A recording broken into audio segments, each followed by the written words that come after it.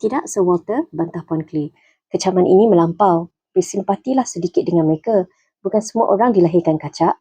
Dah tentulah laut bukan salon kecantikan. Tentera laut menua dengan masa. Aku sudah memerhatikannya. Lambat laun, keremajaan mereka lenyap. Namun bukankah profesion lain juga begitu? Mungkin kebanyakannya, askar yang masih berkhidmat aktif tidaklah lebih baik. Malah, profesion yang senyap dan tidak melibatkan fizikal, sebaliknya bekerja keras memeras minda juga jarang membiarkan wajah lelaki dari fitrah usia. Si peguam melangkah hingga lunyai demi tanggungjawab. Si doktor berjaga sepanjang masa dan mengebara tidak kira cuaca. Begitu juga si padri, yang kamu pun tahu, terpaksa memasuki bilik-bilik penuh penyakit dan mendedahkan kesihatannya kepada bahaya kecederaan dalam suasana kematian. Sesungguhnya, aku sudah lama percaya semua profesion itu perlu dan mulia sifatnya. Cuma golongan yang tidak perlu mengikut mana-mana profesion, yang boleh menjalani kehidupan biasa di desa, tidak terikat dengan masa, boleh mengejar impian peribadi dan mendiami harta sendiri tanpa azab untuk mencuba daripada yang sedia ada. Hanya mereka ini kurasa yang dikurniakan kesihatan dan sebaik-baik rupa. Aku juga tahu tiada golongan lelaki lain yang hilang sebahagian kepribadian mereka apabila keremajaan mereka berlalu.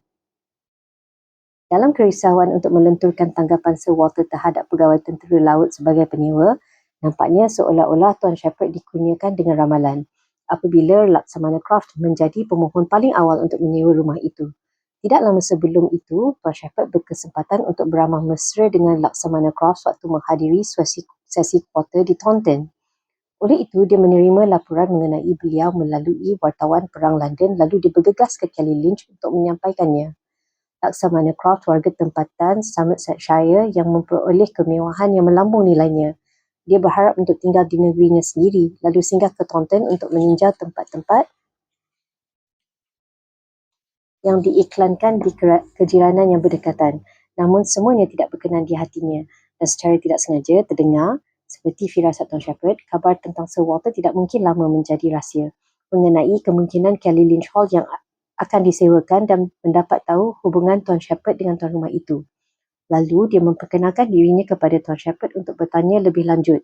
Perbincangan yang panjang memperlihatkan dia begitu berminat dengan Kelly Lynch Hall walaupun hanya mendengar penerangan. Dia berkongsi maklumat dirinya dengan terperinci kepada Tuan Shepherd bagi membuktikan dirinya sebagai bakal penyewa yang paling layak dan bertanggungjawab.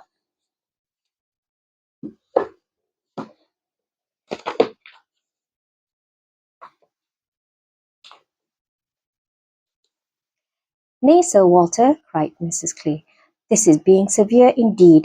Have a little mercy on the poor men. We are not all born to be handsome. The sea is no beautifier. Certainly sailors do grow old before times. I have observed it. They soon lose the look of youth. But then, is it not the same with many other professions, perhaps most other? Soldiers in active service are not at all better off, and even in the quieter professions, there is a toil and a labour of the mind, if not the body, which seldom leaves a man's look to the natural effect of time. The lawyer plods quite careworn, the physician is up at all hours and travelling in all weather, and even the clergyman," she stopped a moment to consider what might do for the clergyman, "and even the clergyman, you know, is obliged to go into infected rooms and expose his health and looks to all the injury of a poisonous atmosphere.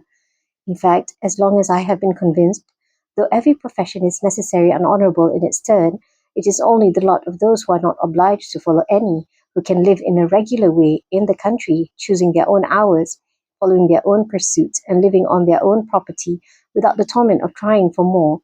It is only their lot, I say, to hold the blessings of health and a good appearance to the utmost. I know no other set of men who lose something of their personableness when they cease to be quite young." It seemed as if Mrs. Shepherd, in this anxiety to bespeak Sir Walter's goodwill towards a naval officer as tenant, had been gifted with foresight. For the very first application for the house was from an Admiral Croft, with whom he shortly afterwards fell into company in attending the quarter sessions at Taunton, and indeed he had received a hint of the Admiral from a London correspondent. By the report which he hastened over to Kelly Lynch to make, Admiral Croft was a native of Somersetshire, who, having acquired a very handsome fortune, was wishing to settle in his own country and had come down to Taunton in order to look at some advertised places in that immediate neighbourhood, which, however, had not suited him, that, accidentally hearing was just as he had foretold, Mr. Shepherd observed. Sir Walter's concerns could not be kept a secret. Accidentally hearing of the possibility of Kelly Lynch Hall being to let, and understanding his, Mr. Shepherd's, connection with the owner, he had introduced himself to him in order to make particular inquiries, and had, in the course of a pretty long conference, expressed as strong an inclination for the place as a man who knew it only by description could feel, and given Mr. Shepherd, in his explicit account of himself, every proof of his being a most responsible, eligible tenant.